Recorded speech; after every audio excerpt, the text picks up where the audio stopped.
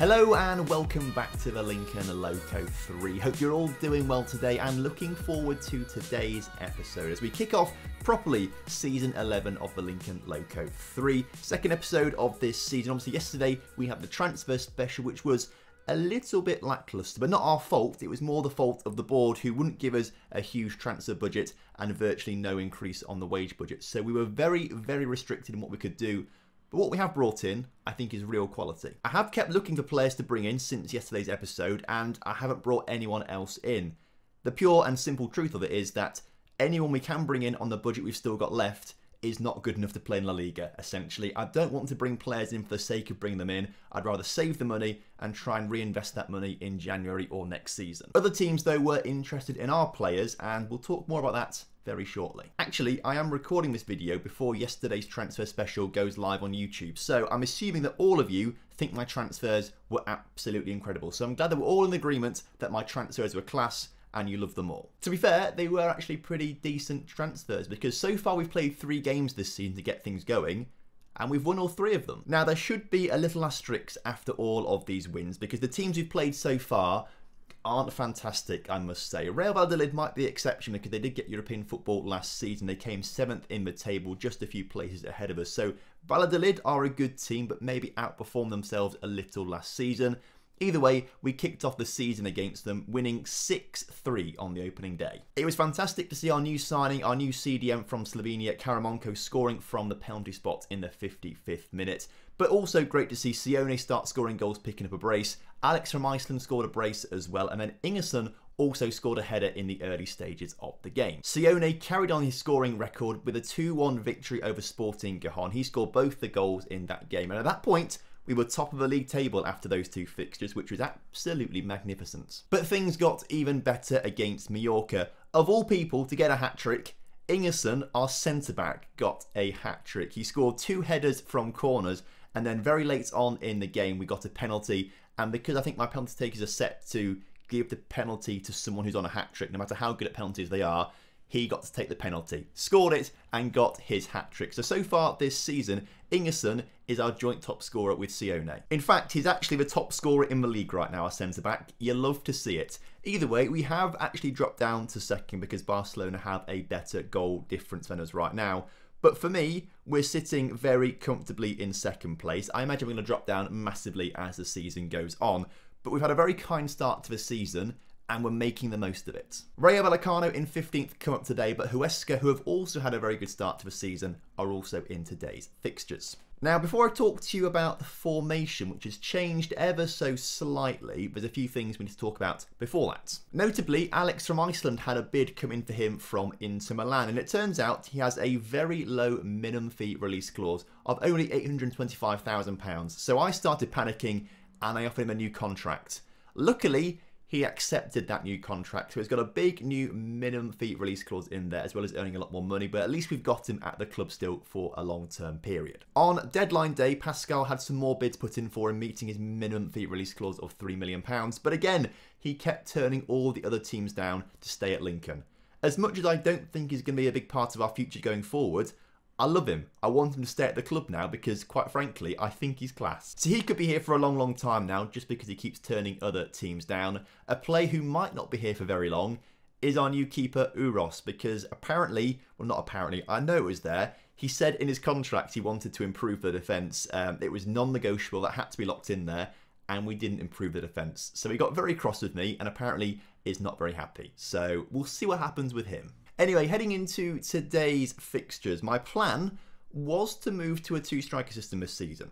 I did think about it, but obviously we got that big long-term injury to Kenneth Gisk, and I panicked. Basically, I panicked and thought, no, we're going to stick with the same shape that we had last season, but we're going to change some of the roles around, and we might change some of the instructions too. Last season, we played with 2 wing-backs. This season, we've got a complete wing-back in Stransky and a fullback in Galina. Now, if I'm honest with you, I'd rather Galina be the complete wing-back and Stransky be the fullback, but because of things going on in our attack, it has to be this way around. You'll also notice that Ingerson has moved from a ball-playing defender to a no-nonsense centre-back as well, to hopefully just strengthen that defensive positioning. So essentially, our back line is just more focused on being a back line than it was last season. Galina should be positioned further back in the pitch, and he should stay back a little more often. Ingerson is pretty much going to stay in defence all the time. Hannisson's going to be the one that's going to be spreading the balls out and getting himself a little further forward, while Stransky is going to get himself forward quite a lot. However, because we have strengthened this back line a little bit more, I feel like we can allow Stransky to be a bit more adventurous with his play. Now, last season in the midfield, we played with a halfback who essentially was almost like a third centre-back, but I think it left a big gap in our midfield. And I think one of the key reasons our centre-mids last season weren't playing particularly well or got bad average ratings was because they were particularly isolated.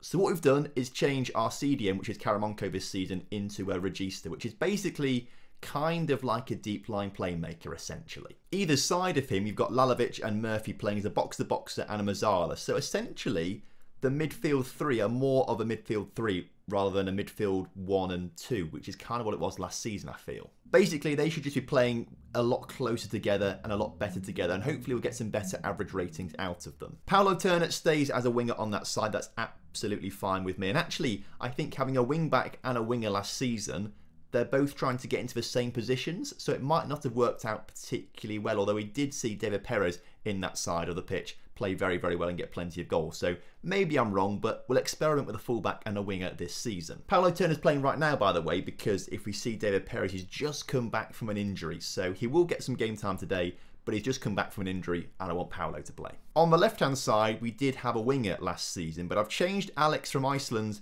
into an inside forward because that is essentially what he likes to do. An inside forward or an inverted winger to play on his very strong right foot. And so because of that, he's cutting inside. What that should mean is Stransky has got loads of space on this left-hand side to get down to the byline and put crosses into the middle. Hopefully, that works very nicely. It has done so far because he scored plenty of goals and Stransky's got a couple of assists to his name as well. In fact, the first game of the season, Lukau played left back and he got 2 or 3 of the 6 assists in that game. So you can see what I mean. And then up front, we've got Sione, not a complete forward this season, but an advanced forward because apparently in his contract, it says he's going to be an advanced forward. I can't remember doing that myself, but apparently that's the promise, so I've got to keep that promise to him. So there are the changes to the formation slightly, and it's worked pretty well so far because we have won every game so far, and our midfield 3, crucially, are all getting better average ratings than last season. Anyway, I've waffled on for a little bit about tactics and positions and why I've done things. I feel like what we need to do is actually see it in action. So let's get into today's game, and this is kind of the new look team we've got right now. Uros Krenta, our goalkeeper, the new one, is starting today. He's had a very good start to the season, but we will keep rotating him with the Kene a little bit to see how they get on. The back line is actually the exact same as it was last season. Stransky, Hannison, Ingerson and Galina, pretty happy with them, and they've played well so far this season. The midfield 3, though, is completely different. Karamarko starts in that Regista role with Lalovic in the box-to-box midfielder role and Scott Murphy as our Mazzala. As previously mentioned, Paulo Turner and Alex from Iceland. In fact, I don't know why I just don't nickname him that already. I'm not going to say his full name ever, so let me just nickname him. Alex from Iceland, that's a lot better. Alex from Iceland, welcome to the team. And then, of course, Sione is up front. So, as kickoff is upon us here in the new and improved One Football Stadium, would massively appreciate it if you could drop a like on today's video for me and subscribe to the channel if you're new around here. Would hugely appreciate it. Also, ding those notification bells so you never miss an episode either. It all helps the channel grow and everything like that. So would appreciate it as our new keeper, Krenta, makes a fantastic save from that very long distance shot from Rayo Vallecano. The corner is coming in though. Pizarro puts it in. Hannison clears it. And are we going to get on a counter-attack? No, we're not, because the highlight has finished, unfortunately. Chance for us, though, with a long throw. Stransky puts it in the middle, and it's somehow turned into the back of the net. And hang on a second. Buzz, buzz, buzz. Hang on, let me find my phone. 1 second. Cool. That buzzing was loud, wasn't it? Because here it is. The One Football notification has come through telling me that Karamarko has scored his 2nd goal for the club as we go 1-0 up against Rayo Vallecano. Of course, today's video is sponsored by One Football, the best football app out there for all of the live score updates coming straight to your phone via push notifications. It's so handy having them turned on. I keep up to date with loads of different teams that I've managed in Football Manager in the past. Good way to sort of keep up to date with them, which is really good fun. And I'm sure plenty of you keep up to date with all the teams that you've managed in Football Manager as well. You can download the One Football app for free from the top line of the description. It massively helps me out and helps support the channel as well. So thank you very much for your continued support on the One Football stuff. It means a lot to me, so thank you. Anyway, the goal goes in. Let's have a quick look at this. Now, what I have done as well over summer is actually implement the corner tactics, and oh no, it's going for VAR. Oh no. Hang on a second. Buzz, buzz, buzz, buzz. Oh, it's just One Football telling me that the VAR has disallowed the goal. You hate to see it. Okay, well, either way, we scored from a long throw there. As you can see from the replay, actually, he's in a very offside position, isn't he? So I can understand why that's been disallowed. But I've taken all the long throw tactics that I used in the Streamer Showdown. I've taken our corner tactics that I used in the Streamer Showdown, and I've decided to actually start using them in game, and it's paid dividends so far because obviously Ingerson got a hat-trick in the previous game, 2 of them from corners, so very, very good as Alex from Iceland on the ball looks to cut inside, and this is what I mean, he's cut inside here. Look how much space it allows Stransky to have now. He's got so much space, and obviously the ball's found its way to Paulo Turner instead, but so much time for Stransky to actually do something on the ball there. So what we need to really focus on, I think, in January and next season is finding a left back who's got incredible crossing on him. That's what we need to find, incredible crossing. Either way, Sione has just scored his 5th goal of the season there off the end of that. So, I mean, basically, maybe I'm talking rubbish. I'm talking about how much space is going on this left-hand side of the pitch for Stransky. And in the meantime, in a very congested right-hand side and centre of the pitch, we've scored a goal. But it's all working nicely. I feel like I've had a bit of a breakthrough because I feel like the tactics we'd used were pretty much the same for the past few years and not really changing. And I think one of the reasons that we didn't really develop much last season was because we just stuck with the same tactics. This year, it's time to change things, and I feel like what I've done, I feel like I've had a bit of a breakthrough with everything, so I'm very happy. Although I was telling you earlier on that our midfield 3 are playing much better and get much better average ratings this season. So far, a 6.5, a 6.6 and a 6.9. And a 6.8 now. It's dropped down to a... It's not ideal, okay, I get that. Either way, Galina on the ball right now for us into Karamonko. I keep saying his name wrong. Keep saying Karamonko. It's Karamarko. I don't know where I get the Karamonko from. It's Karamarko. Like Marko Dobrievic, our old friend from back in the early days of our Spanish journey. He played for us for a bit then, then moved to Serbia. And then moved to another team in Spain, didn't he? And he's moved to Serbia since then. He's playing back in Serbia now, Marko Dobrievic. Because I think we may have just... had a man sent off. No, apparently not. Yellow card for Paulo Turner, who's played very, very well today. I did mean to make substitutes, but I have forgotten to make them, and now we're in the 88th minute. But a fantastic overall performance from us today. This is now 4 wins from 4, and we stay second in the La Liga table. A good win, boys. Well done. Fantastic stuff. So there we go. We stay second in the table. Only us, Barcelona and Real Madrid have 100% records so far. Barcelona thrashing Bilbao 6-0. Our next game is against Huesca, who have a -4 goal difference already.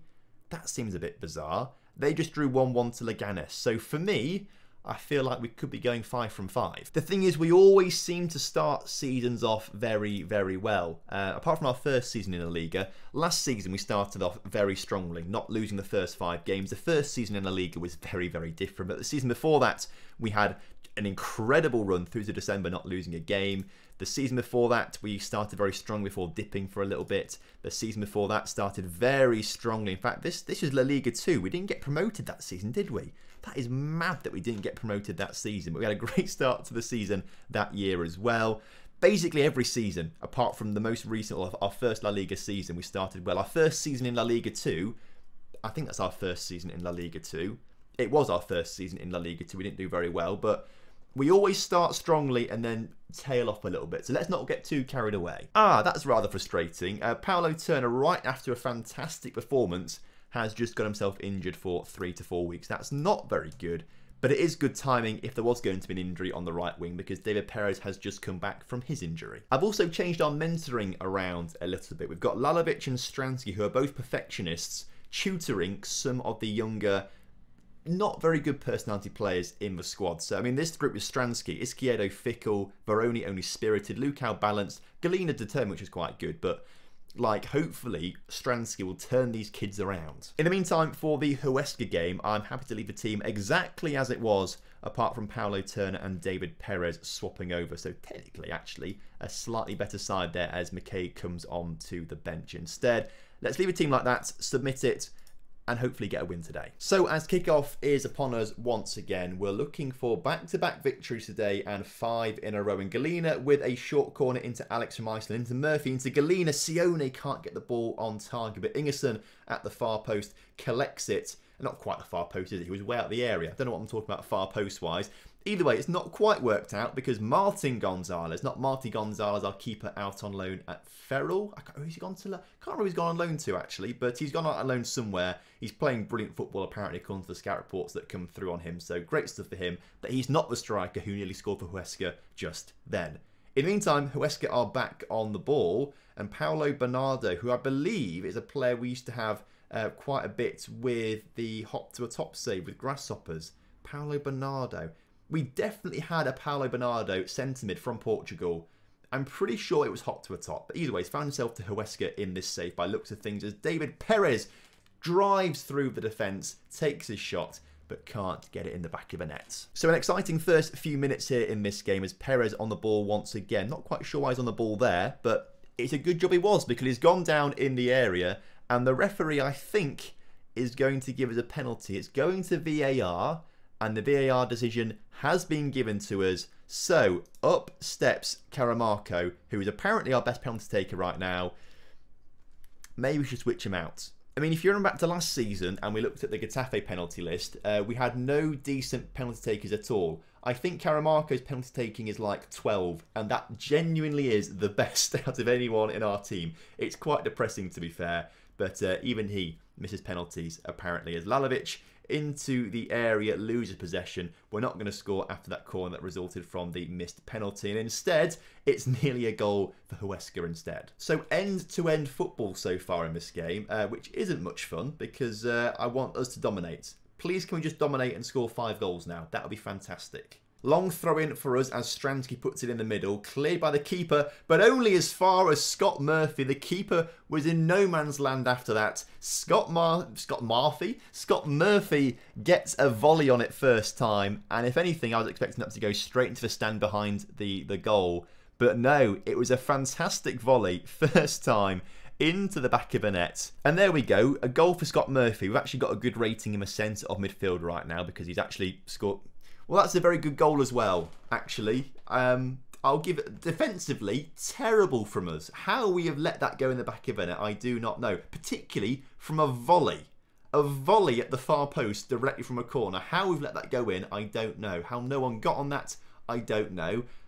But good goal for Huesca, actually. Fair play. So straight away, back to 1-1, back to level terms, and it's half time now. So I'm going to thrash my arms, far from pleased from what I've just seen. I'm expecting to see a much better showing in the second half. Oh, but annoyingly, straight away, Alex from Iceland has picked up a potential knee injury. Please don't be long term. That sounds like it could be long term. We'll bring Martin Ramos on, who incidentally also quite likes to be an inside forward, so that works out quite nicely with our formation. But Alex from Iceland, I mean, apart from today on his 6.5 rating, has been instrumental for us so far this season. So if we lose him for a long time, that is going to be a little bit scary, I must say. A little bit scary as Paulo Bernardo, our former player, I say former player, our former player from years ago in Hop to the Top, has scored his first goal of the season against us as Huesca go 2-1 up. They've brought it back from being behind and they now go ahead. And quite frankly, why no one was picking up Paulo Bernardo, I don't know. How the keeper's not saved it as well, I don't quite know. But we love Paulo Bernardo. I'm a big fan of his, so, you know, love you, man. It is the same Paulo Bernardo. We picked him up from Benfica. He's gone for 1.1 million to Huesca. I think in Hot to the Top we got him on loan like constantly on loan in Hot to the Top, I think, for like 3 or 4 years. Either way, we're 2-1 down now, which is less than ideal. We could be suffering our first loss of the season. So let's go a bit more attacking. The thing is, we don't really have much in the way of options to change in the attack, and all 3 attackers are not playing particularly well. Caramarco is going to come off for Pascal, although he's not great as a regista. So maybe undo that. Can Barrejo play as a regista any better? Not really. So let's bring Pascal on then. And maybe Roy Ariel could maybe do something instead of Lalovic. Let's try it out and just see if we can make a difference in the centre of the field. We'll shout demand more as well. But this is a bit of a test. The first time I say struggled, we haven't struggled. We have dominated the game. We've just not been able to get our shots in the back of the net because, you know, reasons, I suppose. If we scored the penalty, it would have been completely different. If Perez's head had been better, it could be completely different. So I don't think we've played badly today. I think the formation is still working well. We've just been undone by, I don't know, moments of complacency, particularly with that second goal. In fact, both goals were just us being complacent. We let the ball go through all the way through the box for them to score a volley from their corner. And then, of course, Paulo Bernardo left in his own after a free kick was not ideal either. So moments of complacency so far. It's more in... I mean, that was a good goal. That wasn't any sort of individual error as the others were. Maybe...